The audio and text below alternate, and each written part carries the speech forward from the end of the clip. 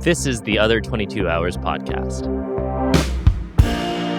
Hey, and welcome to this week's episode of the Other 22 Hours podcast. I'm your host, Aaron Shafer-Haiss. And I'm your other host, Michaela Anne. And this is the second year of our podcast. We're so happy to still be here. And thank you guys for being here with us. Yeah, before we jump into today's episode, we've got 3 quick asks for you.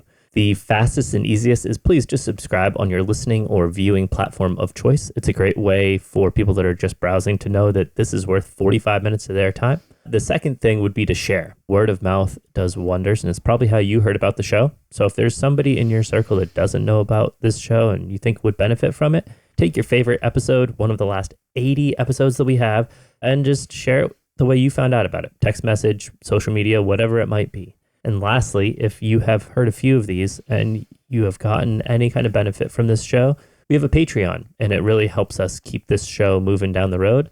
If that interests you, we have a link below in the show notes. One of the things we really pride ourselves on with this podcast is that we are not music journalists. We are musicians ourselves. So we think of these more as conversations and less as interviews, as though we're just inviting our guests to sit around the dinner table and share the really honest realities of what it is to build a lifelong career around your art. Which is a wild thing to do, as we all know. And that's because most of it is outside of our control. There are gatekeepers, there are algorithms, there's tons of stuff in our way. So we focus on what we can control, which is our headspace, our mindsets, our routines, our creativity in general. And we've been able to distill that down to the general question, what do you do to create sustainability in your life so that you can sustain your creativity? And today we got to ask that question of our friends Nicki Bluhm and Jessie Noah Wilson. Nikki and Jessie are partners in music and in life, and they both have separate, very thriving, beautiful careers. Nikki used to perform with Nicki Bluhm and the Gramblers and has been putting out solo records for the past several years. She has toured, performed, or recorded with people like Phil Lesh and Friends, AJ Croce, Oliver Wood of the Wood Brothers, Todd Snider, Margot Price. And Jessie is a member of John Fogerty's band and Hardy Har, as well as formerly part of Band of Heathens, and a producer and makes records in his home studio. Both of them have spent a lot of time on stage with octogenarians and people that can measure their career in decades. Nikki with Phil Lesh, Jessie with John Fogerty. So we got some great insight that they've absorbed being around these people that still approach things at such a high level after literal decades. We get to talk to them about home life, the desire to want to be home versus be on the road, tools that work sometimes and not the other, different seasons of things. So without further ado, here's our conversation with Nicki Bluhm and Jessie Wilson. We haven't actually seen you guys in a while. Jessie, we saw you at the airport. Brief airport hang at the Urban Juicer. Oh, yeah. Yeah. Aaron and I saw each other really briefly, like in passing. Oh, we saw it very quickly at the baby shower. At the baby shower. That's yeah. right. Yeah. Yeah. And then a couple days after that, Georgia and I were back at the airport flying to Oregon to meet up with Michaela at a festival. And she asked about you, Jessie, not by name, but she's like, hey, is your friend here? And I'm like, he might be. You're like, knows? you know what? Yeah. That's Damn, really I need to just be cute. spending more time at the airport. Seems like you spend quite a bit of time at the airport I as it is. sure do. Although we toured like 11 of the 12 weeks of summer this year. Mm-hmm. So I am very happy to say that it's been a couple weeks since I've been to the airport, which feels Yeah. very Nice. good. Congratulations. Thank you. Yeah, that was at some point this summer because it was early in my pregnancy and I'm 6 months now. And I remember... Can't believe I that, know. by the way. I know. And Georgia was just immediately like, hey, Jessie, my mom's got a baby in her He's belly. my brother. Yeah, that was amazing. Yeah, Jessie told me. I was like, what? Yeah. Oh, my God. I know. Last time we were at your guys' house, Georgia was a baby. And Yeah. we stayed at your party. And I was like, can I just put the baby asleep in your room? Yeah. Because I don't want to leave. I'm having fun. Which is like my favorite thing. The more kids that can be here, the more I'm realizing that I like when kids are around way more than, dare I say, grown-ups. I love grown-ups too, but there's something about like having kids around that just feels very lively and fun, especially when we're not the ones responsible for them. Yeah. Totally. And especially when it's not a kid's party, when it's like Yeah. an adult party and kids are there and they're running around versus like a kid's party is a little intense. Yeah. You know, it's nice. And then when they're like, let's put him to sleep and we can just keep hanging out. So Well, and we had a little toddler romance happen here a couple days ago. It was like the cutest thing. They were just, it's ridiculous. You don't have to take the photo out. I know. It's like they were just like falling in love and holding hands. And I'm like, this is my best match make ever. I love That's that. amazing. Your guys' backyard is kind of perfect for kids. It's like, cool, run. Yeah, go. Be free. Yeah. One of these days, Georgia's got to come see your horses. I know. Yes, she does. Are your A lot of carrots horses to like feed. on your property or they're right next to you? They're about to be. Yes. Okay, so this is a good entry point because I feel like there's so many things we want to cover with you guys because you both have had such long, varied, changing careers. And especially like Nikki, you and I have had conversations in recent years about the shift of being on tour constantly and kind of like your relationship to your career and tour life shifting a little bit and wanting to build more diversity and build more time in at home. And your horses are part of that. Can you fill us in on where you're both at? Because obviously Jesse's been on the road a lot this summer. Yeah. Where you're each at with that and then how you handle it together as a couple. Yeah, I feel like for me, my whole career feels somewhat not accidental, but organic in that I never really intended to be a touring musician. That sort of continues following this path of least resistance. Not that it's not hard or I don't have to put effort into it, but I sort of just keep on this continuum of what's next. And for a long time, it was touring and just staying on cycle and continuing that traditional routine. And the pandemic obviously was very abrupt and interrupted that brainless, this is what you do. You just keep going and plugging away. And it allowed all of us to just stop. Mm-hmm. And I kind of feel like it did one of two things for touring musicians. It either made you really hungry for the road and to get back out and to tour. And I think for another sector of us, for me, it was how much I've missed being in one place and having a routine that's home-based and having a garden and having a dog. I really was able to like dig in and feel that. And that was also right when Jesse had just moved to Nashville in February of 2020. And so we got to experience that together and just feeling what that home life is, like with a partner. It just kind of made me realize I want to balance towards this. I don't want to totally let go of the old self, but I need to find balance and incorporate both sides. And just to add on to that, in the summer of 2021, as we were starting to move again, like everything was starting to open back up, we moved from East Nashville out to Madison and opened up a little bit and got some land. And I know Nikki's always wanted horses and she grew up with horses, but that was like a pipe dream for her. But I think the pandemic kind of helped shift her into going like, I do like being home. I would like to travel less. And then we moved out where we had some more space around us and the horses came into the picture in a crazy, really awesome way. And so now it's shifted even more to, oh, wow, this is like no longer a pipe dream. There's horses here. We have time and I'm touring a lot, but she's found a really good balance between being home and being gone and not stressing about well, if you put out a record, you better be ready to be 10 months out on the road. Mm-hmm. And trying to, but I still have that like old residual like nagging. And Jesse's been really good. I just get like, well, I need to do this and this. And I still get pulled back to that old school cycle way of thinking. And Jesse's been helpful to just remind me there's a lot of other ways to approach. Well, especially now, it's just not what it was. Like, obviously, touring helps an album cycle, but the truth is that it doesn't have to be part of the process if you don't want it to be. Like, you can kind of custom fit whatever you want it to be, because it's like now with streaming being what it is, and as much as we hate it with social media content being what it is, you can put out a record, especially now because we have the studio at home. I know you guys can relate. It's like the overhead kind of thing just changed. You're not like, okay, the budget for this record is this, which means that this is what we need to recoup. It's like, we made a record at home and we made it with all of our loved ones and friends. And it's like, we can make music and put it out for people to hear without the stress of, well, if you're going to do it, it's a waste if you don't follow it up with a certain thing. I feel like we're finding a happy medium. And our day-to-day life now is pretty incredible because we have the studio here, which is where we are. And in Nikki, we have the barn out back. And so which is like, really where Jesse lives. And she lives at the barn. So it's literally, it's kind of amazing. Like literally we wake up, we're like office workers. It's like we meet at the coffee station in the morning and we're kind of like, okay, cool. How'd you sleep? Great. And then okay, I'll see you later. And she goes out to the barn and I'm here and it's great. Yeah, I catch her at break. I'll go inside to like get a snack or get lunch. It's like, hey, yeah, cool. All right, I gotta go. Yeah, you good? Yeah. You good? Yeah. Okay. See you later. I love it. And I like these conversations because it also feels like growth.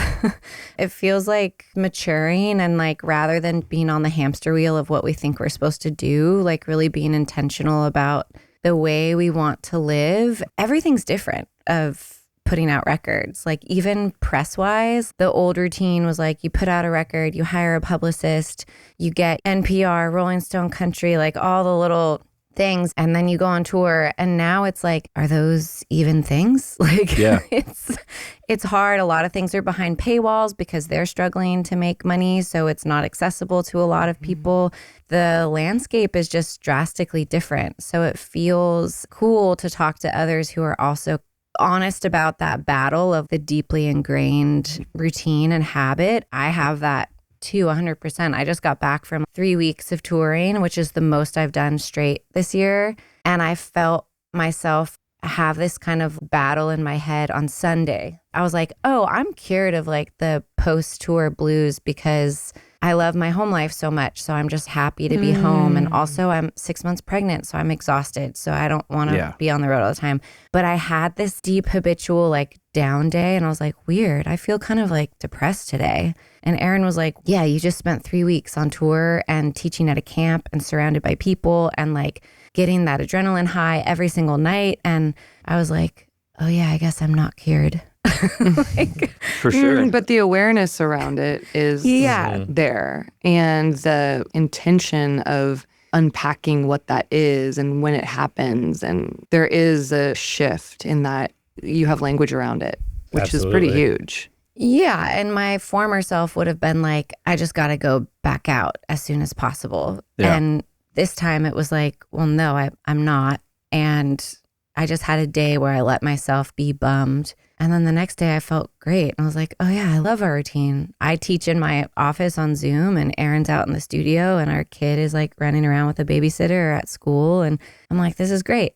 The road will be there. Shows will come back. Life is long. It's all good. Yeah, it's funny because it's like, I feel like as we shift how we're looking at touring and living as musicians, the cliches still remain the same, where it's like the first week back from tour is still the hardest, and the first week back on tour is still the hardest. Even if you find the perfect balance, the cliche remains the same. Is it's like it is hard to come home, and it is hard to leave. Yeah, the transition's always going to be hard. Even if it's like a weekend, you go back out for a weekend and see all the people that you love, you're like, oh yeah, like this is amazing. But when you're at the airport going there, you're like, what am I doing right now? I just left my home and my animals and my loved ones, and it's like, why do I keep doing this? And then you get there and you're like, oh, this is the best. And then you get home, you're like, I should have tacked on some more shows to that. Like we should have made that as long. You know, it really is funny. It's like exhausting. It is exhausting. Yeah.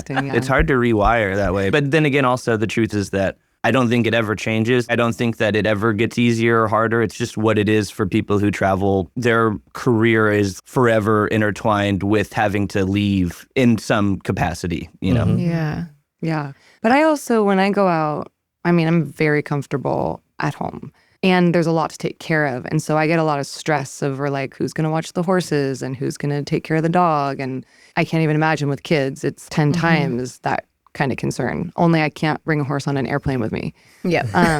But that said, what I feel when I go back out kicking and screaming is, oh, this is part of me too. As soon as I like wake up in a new city, I'm like on my phone looking for the coffee shop, and then I'm like walking there, and I have nothing to worry about except the day. Really, all of my concerns about home life really do fall away. And that balance, I think, is something that I really need mentally and emotionally and spiritually. And I realized, oh, this is me too. You know, I am both. I am a complex human, as we all are, and not just one thing will be enough. It's finding the balance, which I think the scale will tip throughout our lifetimes, one way or the other. I love that when you're on tour, all you have to think about is the day. And it's totally that. It's so compartmentalized, and every day is different and unique, but it's the same framework. It's very modular. The same kind of thing is going to happen in the morning. The middle of the day is going to be the same kind of thing, but it's, you know, what it looks like day to day is different. So it feels exciting and perpetual and all of that. And then coming home, it's like getting to the end of the moving walkway at the airport, the flat escalator, whatever you call it. People mover. Or, the people mover, where all of a sudden you're like, you have to start up all You're these... like, I have to lift my legs up. Yeah. I know. taking care of animals or taking care of your house, like whatever it is, these are things that require a longer vision. They're like a process that you chip away at over time. I guess I would say like the momentum is the same, but they're just different measurements. I rarely tour or even play shows in town anymore. Congratulations. I know. Congratulations.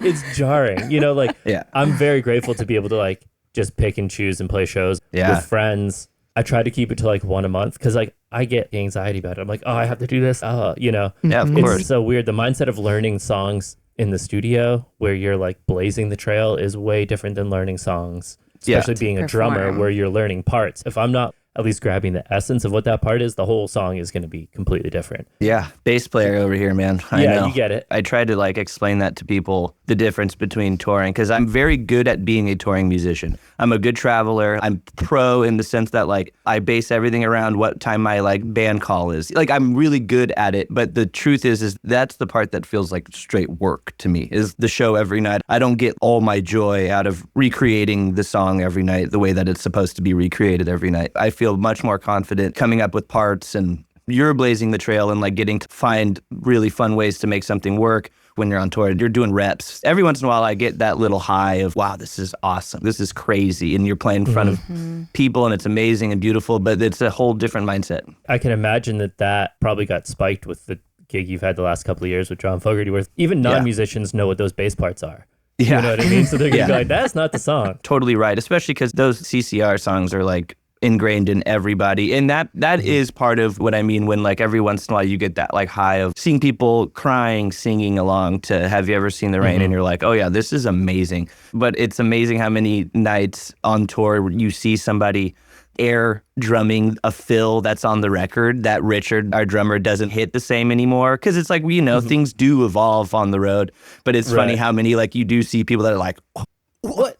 That's not it. That wasn't the fill. It's hilarious. That's crazy. Like, aren't you a robot who just does it exactly the way that don't it you know the record? Yeah. Yeah. I can imagine it feels a bit like a touring Broadway production in a way. Yeah. You're playing a role. 100%. It's crazy because, it's bands like Dead and Company or something, like their whole trip is based on every night being like this fluid motion, where it's with John Fogerty and CCR. He has so many hits that we can't change the set list. We literally can't. There's too many hits that people want to hear every night. We do the first 7 songs and the last 7 songs are always the same. There's like maybe a 5-6 song thing in there where we get to like throw in some deep cuts, but it's like we're playing the same set almost every night. Like I've had to rework my brain a little bit to go like, take this as you're getting so good at your instrument. You're just really getting in on the bass guitar. I wish more than anything I was like, okay, set the metronome and do your scales for 2 hours a day, or whatever it is that like all the true badasses do.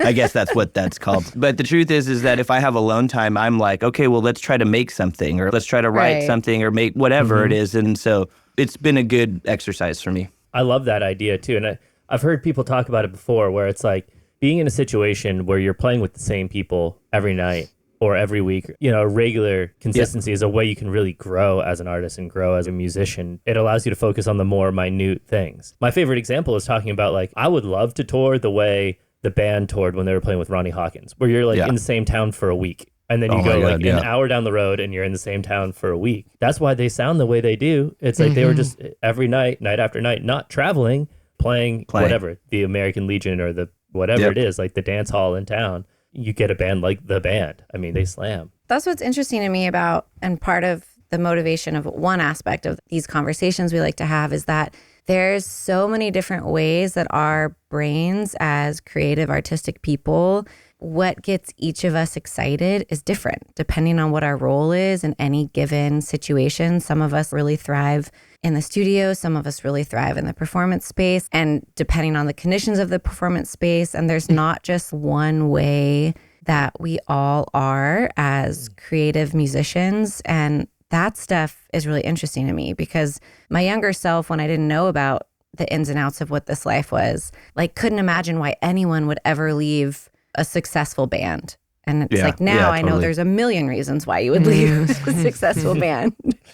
Or even like being a side musician where you're like, your role is to play the part, even if in your instance where you're playing in front of thousands of people, that high can wear off because of the way that you're feeling it or receiving it based on what your role is on stage. Just on this tour, I took Lauren Balthrop. She played keys and guitar and sang for me. And like, we mostly were opening, so our set would stay the same most nights. But like, I tell stories. I'm the front person. I'm interacting with the audience. I then go sell merch and talk to people. I get my energy from that. So by the end of the night, 12:30, 1 in the morning, I was so high on adrenaline. And all day, I'm like exhausted and like, I can't believe we have to play a show. I'm nauseous still. I'm pregnant. And Lauren, I would come back from selling merch and she'd be like, everything's already packed up. I already loaded out. The van's ready to go. Let's go. And I'm exhausted. And I would be like, let's go dancing. And Lauren was like, you are 6 months pregnant. You're insane. We need to go to bed. And we talked about it. And she was like, I'm not getting the same high you're getting on stage. She's like, it's so fun for me, but I'm not the star in this moment. I'm just playing my parts and I have a great time. I'm not getting fed the way you're getting fed. By the end of the night, when I'm sitting backstage, like, I'm ready to roll out and you need to calm down.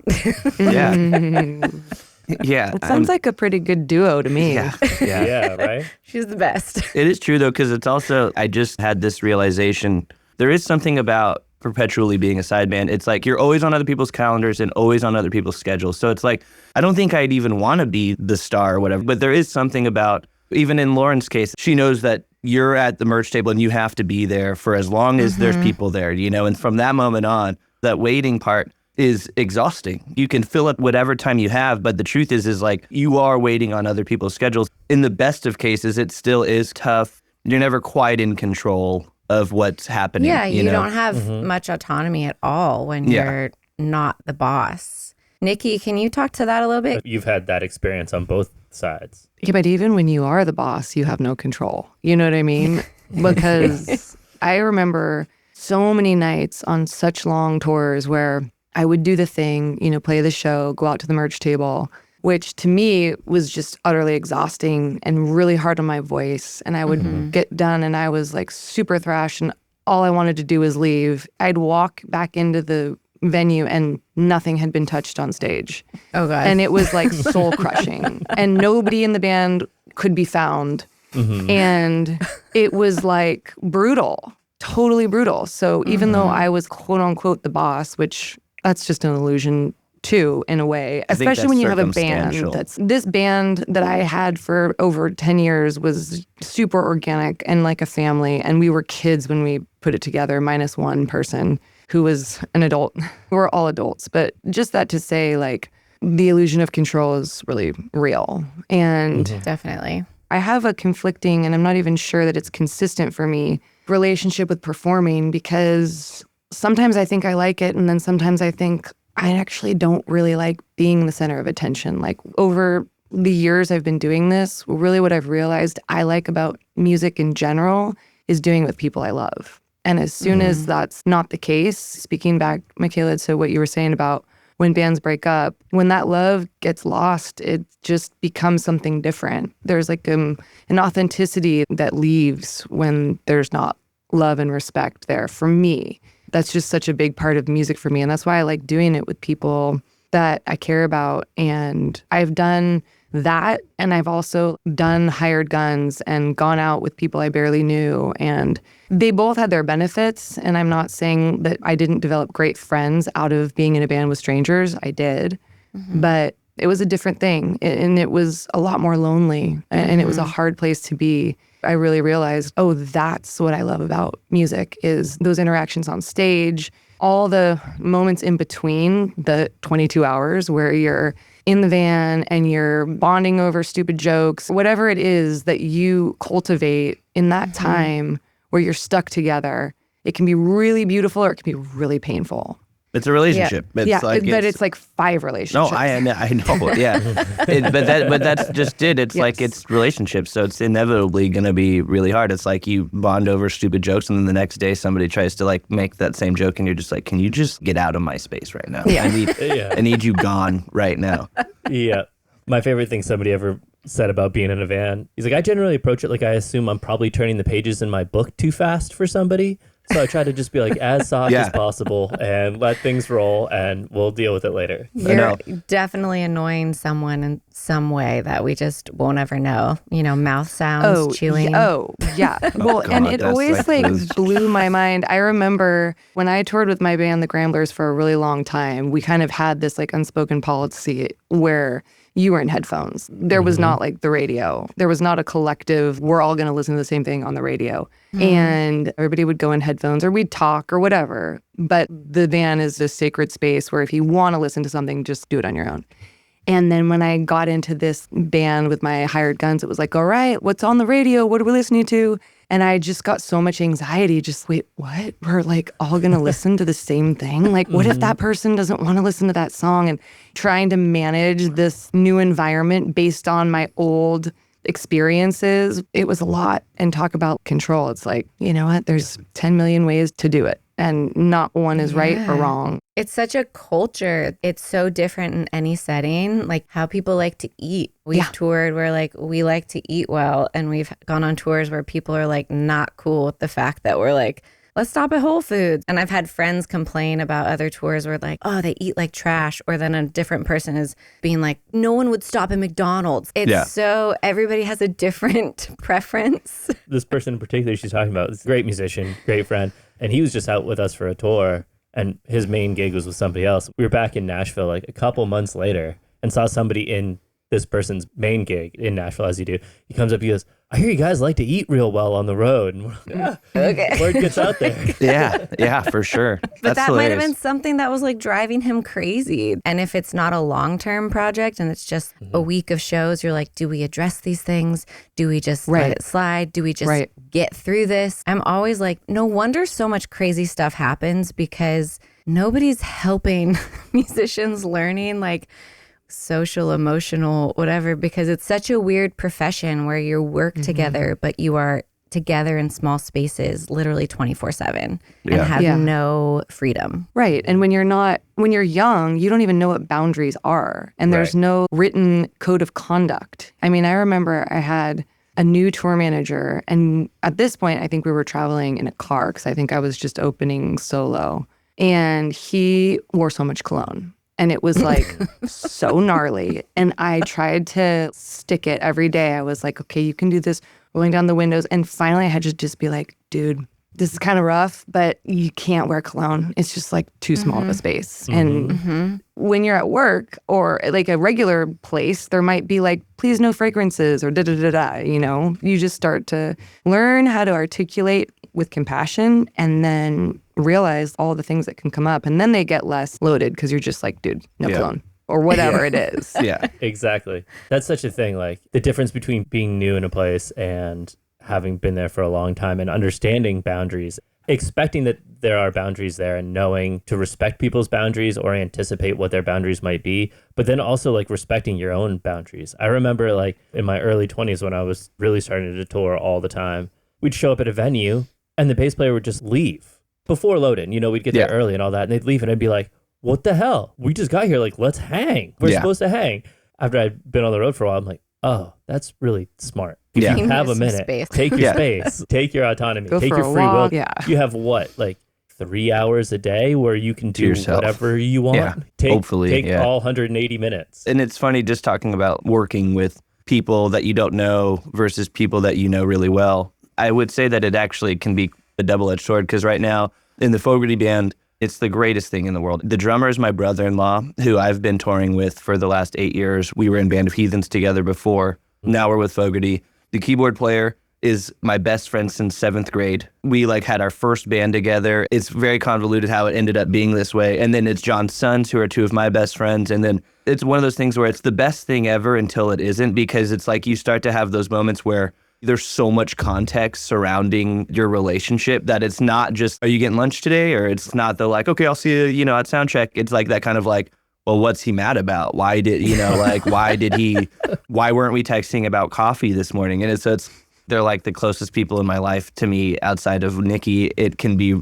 amazing, and it can also be the most, I mean, she knows. She gets all the phone calls and text messages. I believe you're looking for the word awfulsome. Awfulsome, yeah. But But it's the same. I think we have a lot of grace and expectation for that in our intimate romantic relationships of like our marriages, our partnerships. Of course, you drive each other crazy sometimes, but I think there's less conversation around friendships and work colleagues and relationships. We think that something's severely wrong if we have that with each other versus just having more of a accepting natural dialogue of like, of course we're going to get on each other's nerves and need to talk things out and have conflict. And that doesn't mean our working relationship or our friendship needs to end. Yeah. I'm like still continually baffled by how many relationships have ended over the years that I'm like, couldn't we have had a conversation and like move past this? You get into arguments with your partner however often you guys fight. Thankfully, we don't fight that much anymore. But no, we checked all the boxes already. Yeah, but even still, the fight is that can be,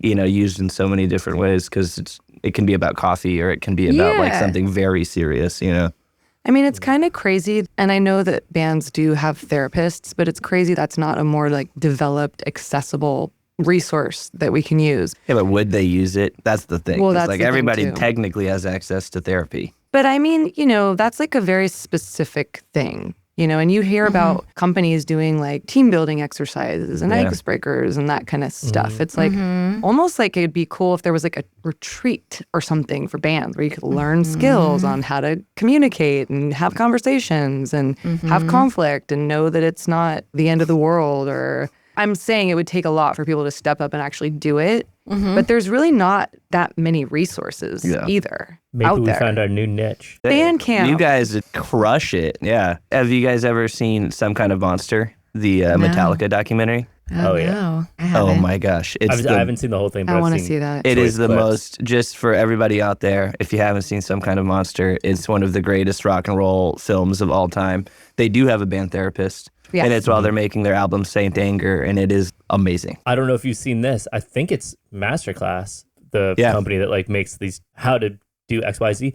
Metallica has a masterclass on how to be a band. Oh gosh. After that came out. Interesting. Who's the lead singer of Metallica? James Hetfield. Okay, yeah, no, I don't. Who's Trent Reznor?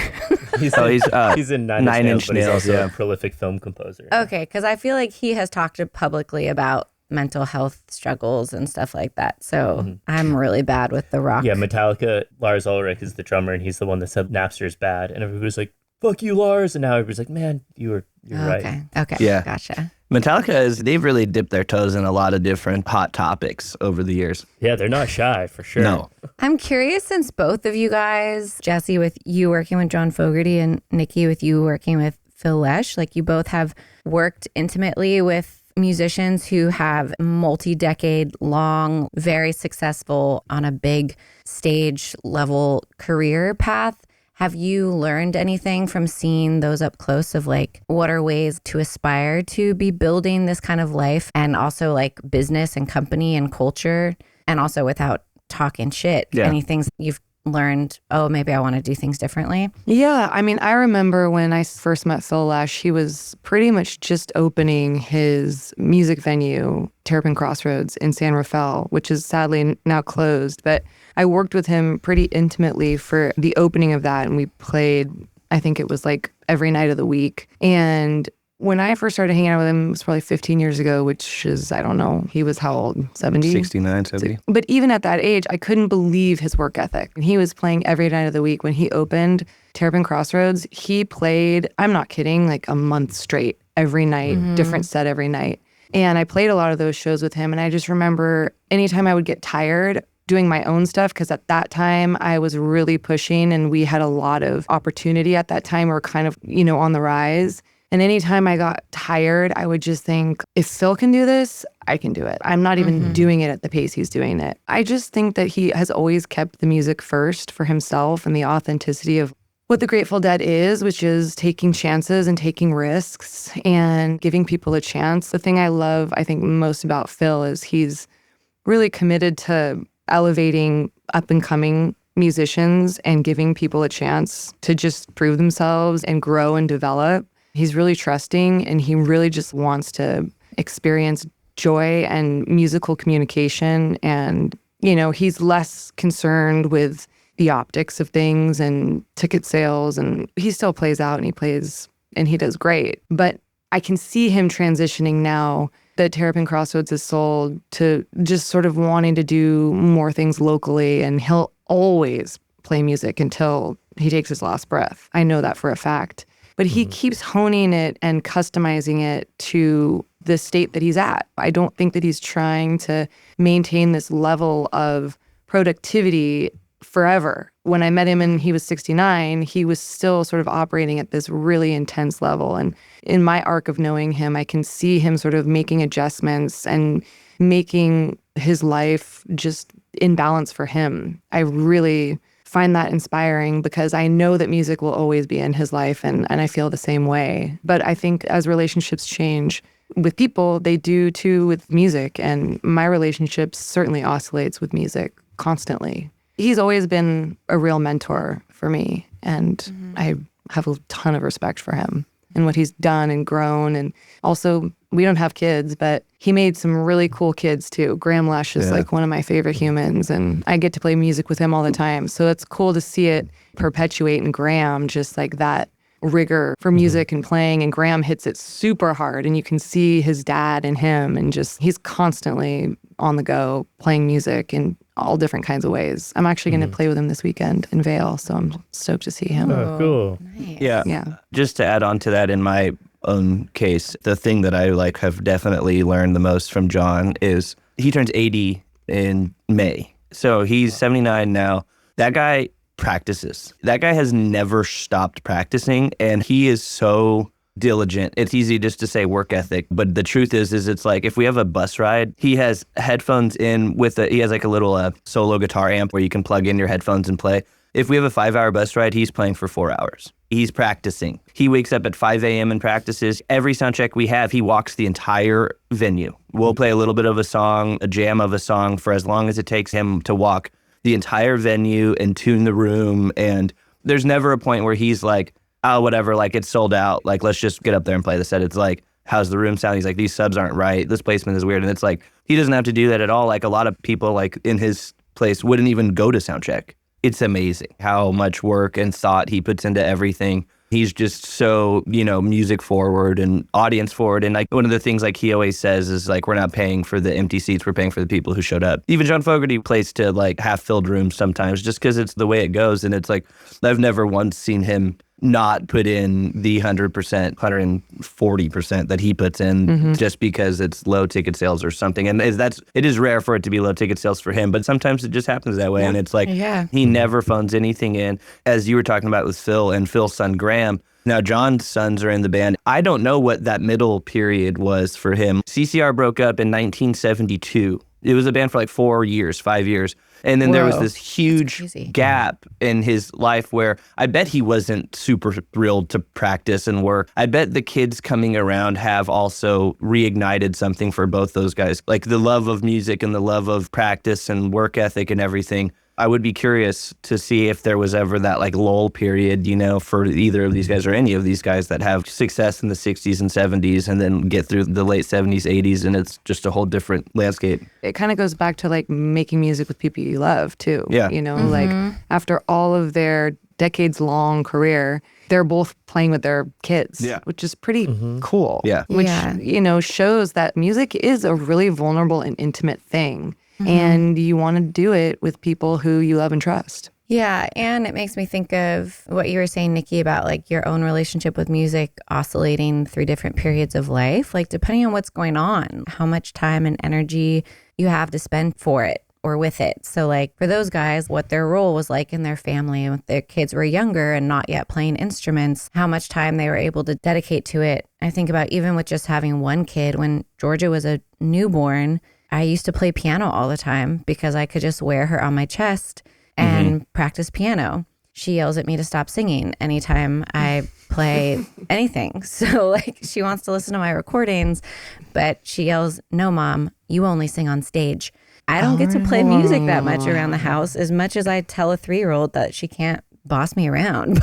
Yeah, I mean, yeah, that's fair. Did you have that as a kid? Did you ever tell your mom that to stop singing? Jesse's parents are both incredible musicians. His mom's a fantastic singer. But I remember her telling me a story of like when you were little. And it was because of that. It was because you knew that that was her work and you didn't want it to like happen when she was at home. It was like your time. Yeah, I mean, maybe. Yeah, I don't remember the story I exactly, could see that. But the truth is that I'm sure she'll grow out of that. Because the truth is like, it's like so ingratiated in her that it's a beautiful way to grow up in a house with musicians and in a studio and instruments everywhere. And there's those little like moments where it may be annoying or something where you're like, do you have to be doing that right now? You know, but the truth is it'll be the greatest thing for her ever when she's older, because it's like music's the best. I mean, it's such a funny, stupid thing to say, but it's true. It's like to have a relationship with that. Even if she goes off and becomes a lawyer, doctor, hopefully, let's plan on that. That is our retirement plan. Yeah. I mean, good luck. I mean, I will just say, side note, my parents are the best, most supportive parents ever, but I was a really good athlete growing up. I played soccer. That was my sport. And when I told my dad I wanted to quit soccer and I was starting a band and stuff, my dad was just like, idiot. You were this is not the way. This is not the way. But as I started getting older and started becoming an actual musician, my parents are always so supportive, but their only like thing they could say was just like, good luck out there, pal. You saw how it was for us. It's like, remember those months where we ate spaghetti every night? It's like, good luck. I hope you know that that's what's happening for you, you know? Jesse, you were so sweet. Like early on in having Georgia when she was a baby, I remember you were like, you are my parents. Yeah. I grew up with you guys as my parents. And then it was so funny when we saw you at the airport. You were like, you guys are even more emulating my family because now we're having a little boy 3 years younger than our girl. Literally exactly the same. Yeah. Wild. When we're going to announce that we're naming our boy Jesse Noah. So like, thank you. I was hoping that that's what this was about. No, I mean, it's true. And it's funny now, like being just in the place where we are and at our age-wise and world-wise, it's funny, like having friends that are just more and more having kids. You know, obviously there's sacrifices to make in a career. Like you will sacrifice parts of your career for your kids, but that would happen in any career, you know. I loved how I grew up. Like, it was amazing. It was the best. And so me getting to tell people that, it's like, I do feel like there is a little bit of like a sigh of relief for some people. For sure. That was the part that was encouraging. I left that out. Not that you were like, oh, you guys are our parents, but you were like, it was a beautiful way to grow up. I loved growing up in the family I did with artist parents. And And my parents left for tour. Like, you know, once we started to get old enough, they toured a bunch. And then they had parties. And they made kids had parties. Yeah. Well, yeah. I mean, high school, that was definitely a perk. And just like growing up, because my dad had a studio in the house and there was never a dull moment. We had the best people ever around, even the ones that are like, we all have friends that are like, oh, I really hope that they don't have a long conversation with my child because I have no idea what they're going to say to them, you know? That's how I found out about Santa Claus not being real. I had gotten a Gibson SG for Christmas when I was young. My dad's friend, actually, I think it was Taras. It was Taras. Taras Pradaniak, who is a badass bass player, and he's just the best. But he was like, oh, yeah, I heard your dad got a screaming deal on that SG. I wish I had bought one of those, too. I didn't know that, you know, and I was just like, what are you talking about? What do you mean? Santa brought it. You know, electric guitar is the devil's gift, you know? So there it is. It wouldn't be Santa. Yeah, of course. It couldn't be. It's the dad. I just have one more kind of general question. And Nikki, I guess starting with you, like besides horses, what have you found in the other 22 hours of your life that's helped you stay grounded on your path and reconnect to music? And also like your journey of letting yourself have that kind of in and out relationship with music. What are the other things besides taking care of your horses? I mean, that's a big one. It's a really big one is the horses and doing chores, which I find really grounding. And I really love having that kind of structure. And she going loves out. Chores. I do. Yeah. Actually. Yeah. I had a chore day this weekend and I was like, this is great. It feels good. It feels really good. You know, it's like you can see it from start to finish. And it's just like, oh my gosh. Whereas writing a song, you can have that too. But you can also have something take days or weeks or years to actually see any kind of completion. I will say I'm definitely a goal-oriented person. So we just recorded my new record in the spring and getting ready for that and getting the songs ready for that. That's really what like jumpstarts me and gets me to focus because I have about a zillion 30-second voice memos of ideas that I've collected over the years. And I need a goal, like a date, to actually kick my butt into gear and sift through that stuff and get serious about it. I really do love spending time outside. I think the repetition of just walking, whether it's on a horse or on my own 2 feet, there's something, I think, scientifically proven too about that lateral repetition that is very meditative and can kind of get me into a good space. I also feel like one thing that I have become aware of is, as much as I love listening to things and taking things in, I'm like a huge true crime podcast fan and like murder mystery. And like, I love that stuff. Love it. And I realized for like a few months, I was like ingesting so much of that it started to have this like compound effect on me where I just didn't really even realize it. But after talking to my therapist, she's like, take the earbuds out. Listen to the sounds and listen to the nature and listen to your steps. And I had become so detached from that. Even though I was outside and I was doing all the stuff that I normally do, I was so still just insulated. So taking a little break from that has been really nice. And also just being aware of what I am ingesting. Like, as much as I love true crime, you can start to get like darker thoughts. Maybe just not at bedtime too, you know? Yeah. That's so true. Like frequent changes to your routine. Like I think about that a lot. Like with Michaela's family, her dad was in the Navy, so she grew up in the military, and just the act of moving every 2 years. It's not like he changed jobs, but he was stationed in a new place and had different responsibilities because it kept him sharp and it kept his awareness tight. And it's like, oh, you can do that in your own life at home. She does really great leather work. Oh, that's just such a side hobby. Yeah, but that's what I think that's also what she's talking about. Oh, yeah. I do like to work with leather.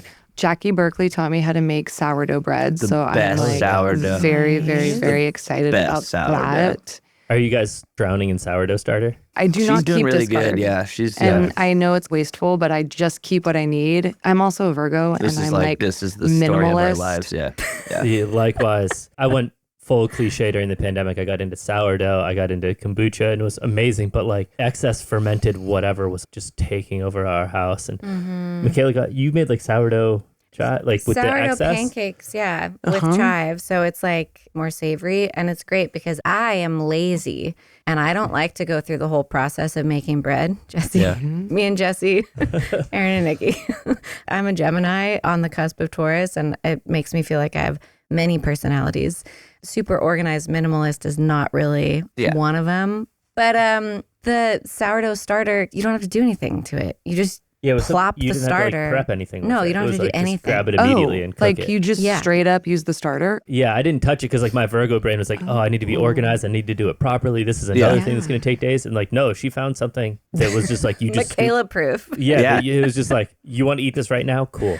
That's my amazing. vibe. Planning, oh God, that's hard. I want to figure out how to make, because you can use it to make pizza dough too. Oh, yeah. Yes. Which that is, and we have a little pizza oven that we do. need to figure out how to use. We do. Yeah. Oh, nice. Yeah. Was that Perfect also combo right there. Yep. nice? Pizza. What about you, Jesse? Outside music, what's your day-to-day non-music habits that help you? Like I said, he lives in the studio. Yeah, I I was will going to say, say, I was like, Like, this dude has a have brand new any? studio. He's not I doing don't, anything. dude, there's the true answer to that is I'm a huge sports junkie. I am a sicko sports fan. So I just finished mixing her record. It's a great thing to have as just like a little escape for me. Outside of sports world, I'm also very good at relaxing. I'm very good at taking a beat. My dad is the true god of relaxing. He is like, he lives in his own world. He goes on a little just vacation he lives at the kitchen table and he plays chess on his computer, and he might as well just have an existence with nothing around him and nobody can say like you're talking to him and he has no idea that anything's happening. And so You crossword.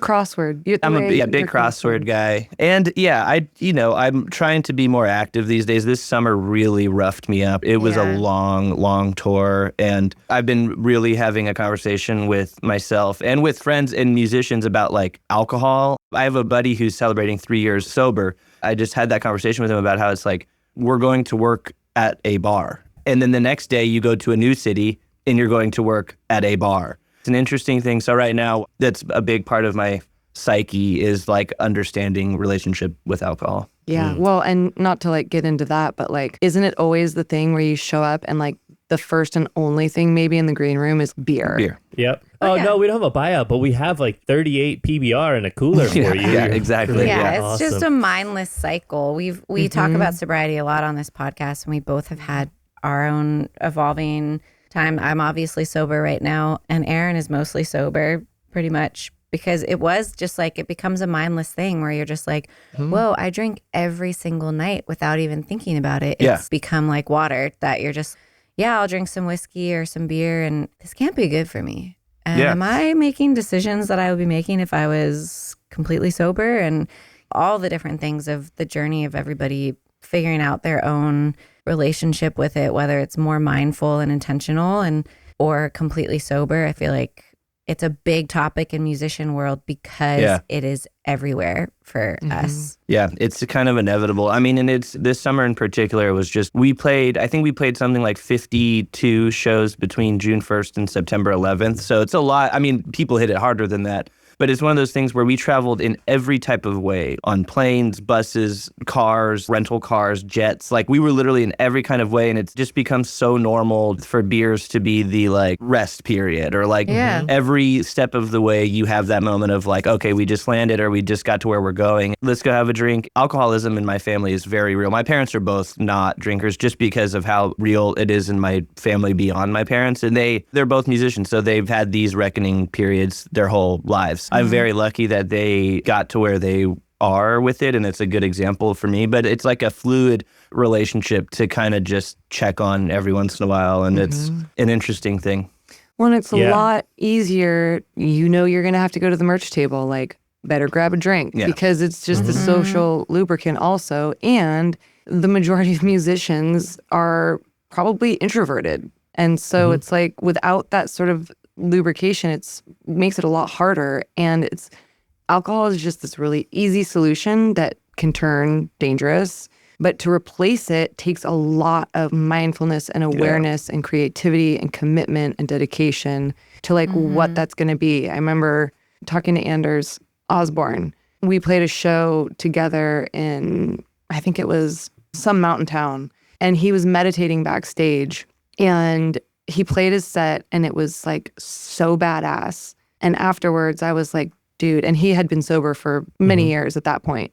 And I was like, that set was just like incredible. And he was like, takes about 2 hours of meditation for me to get to that place where I can perform like that. In the old days, maybe it was like 5 beers and then he could have that. It's not just this easy replacement. It's just such an ongoing process. I just have a lot of compassion, and I'm impressed with people who figure out other avenues to replace it. For sure. I will say, like, I've spent more time in venues or bars sober in my 30s than not sober. I can't have a drink at a show anymore. And one thing I've noticed is that the big change, whether it's drinking or having a non-alcoholic beverage, whatever is the intentionality that really works for me. So that could be meditating. That could be having like a very specific tequila cocktail that you want. But like just being intentional about how you're showing up rather than just like complacent or just like absent-minded about it. Jesse, you had mentioned that beers turn out to be like the go-to like free time thing. Yeah. And something that I realized in sobriety is everybody thinks of having a drink is like something special or like a leisure thing, which like it is. And it should be. Should be. Yeah. And what took that place for me was like when I first stepped into being predominantly sober was I'd go and get like some crazy expensive juice that I like normally wouldn't get. That felt rejuvenating and refreshing and all that.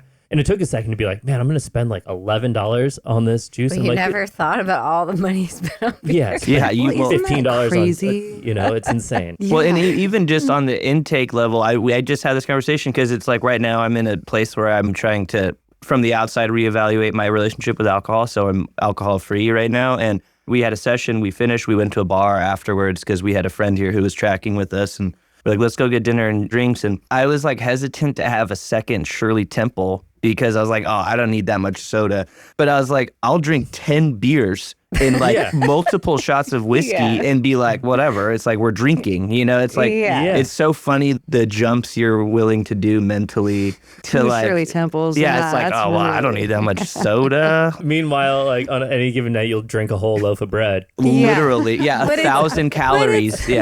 But it's also, it's not just personal. It's also what culturally is accepted around us that feeds that. If you're around people that are like, of course you do that, and where it's the opposite, where someone's like, why aren't you drinking? Then it feeds this mentality of course you have multiple drinks, but not that much sugar and soda. It's shifting like whole belief systems, which is hard to do if you're in a group where you're one of the only ones trying to make that shift. Yeah, and just as I have historically been a depressed person, I have dealt with depression for a long time.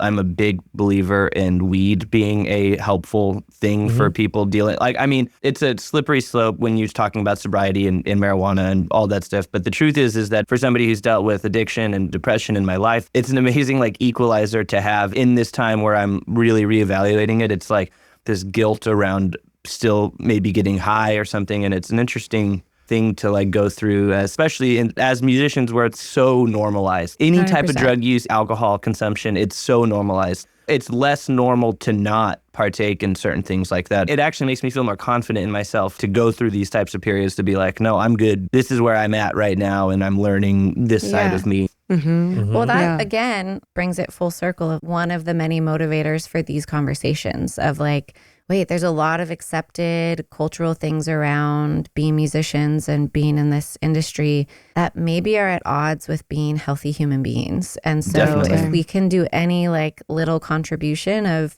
bringing conversations into the mix of there's other ways to do this and it's okay and it might actually really be better for you to do something different. They're all tools. Some tools work sometimes and not the other. And you're not going to use a hammer to like fix a mug that you dropped on the floor. Right. And honestly, and I don't know if this is quite going to work in the line of thinking, but like sometimes weed hits you great and sometimes it makes you super paranoid. It's the relationship is just ever changing. Same with alcohol too. And I don't even mean specifically weed. I just mean your relationship with anything is always shifting and changing and growing and evolving. Hopefully this is all just an evolution. Michaela, I feel like, you and I have learned a lot of parallel lessons and they're unfortunate lessons to have to learn. But honestly, sometimes the best way to learn them is just going through them. Yeah. Totally. And it's hard because very few people listen to cautionary tales. And so I think that this is a really cool podcast in that it's not about cautionary tales. It's about what you've learned and about how to build or just hear how other people have learned to build healthy patterns and presence in this industry. Yeah. You guys have shared so many nuggets of wisdom along those lines. And so it's a beautiful spot to put a bow on this. Perfect ending. Love getting to hang out with you guys. Let's do it in person soon. That'd be great. I'd love to give you guys hugs at the end of this conversation. Yeah, please. Well, thank you guys so much. Thank you for having us. Enjoy the rest of your day. You too. We'll see you soon. Bye guys. Hey, real quick before we wrap up today's episode, it takes a lot to produce even a small show like ours, so if you enjoyed today's episode, please consider taking a minute to check out our Patreon. There's a lot happening over there, all with the intent of growing our community and offering you more resources to navigate a career based on your art more sustainably. You can learn more at the link in the show notes below. Thanks for being here with us, and we'll catch you next time on the Other 22 Hours podcast.